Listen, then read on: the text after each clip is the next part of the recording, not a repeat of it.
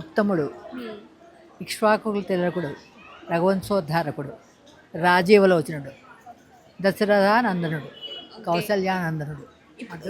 సీతారాముల కళ్యాణం చూసారు కదా. సో మీరు ఎప్పటి నుండో చూస్తున్నారు.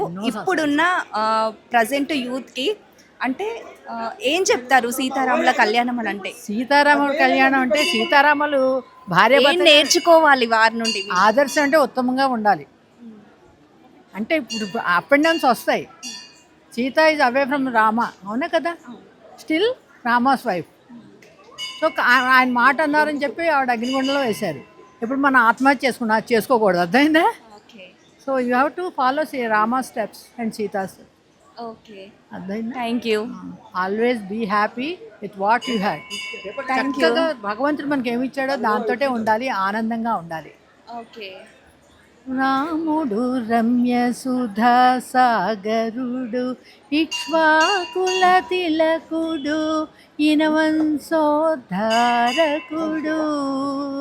రాజీవలోచనుడు.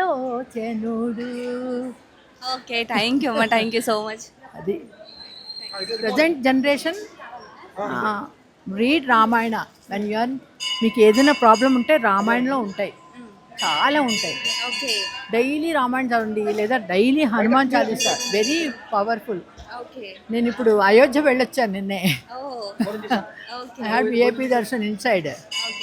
So very lucky to have Darshan అనమాట. చక్కగా రాముణ్ణి మీరు ఏమి చేయద్దు, మీకు బాధగా ఉన్నప్పుడు రామ్ రామ్ శ్రీరామ్ జై రామ్ అంతే, ఇంకేం లేదు. అన్ని ప్రాబ్లమ్స్ సాల్వ్ అయిపోతాయా? తప్పకుండా అవుతుంది. Okay. I have faced so many problems. Officially, my husband, I quit my IAS in 76. You can't believe, huh? Because balancing, you have to balance. A lady should balance everything. Withstand yourself. I had 3 daughters, 5 grandchildren. My daughter married when I was 40. Okay అండి, చాలా చక్కగా చెప్పారు రాముడి గురించి. హాయిగా ఉండాలంతే.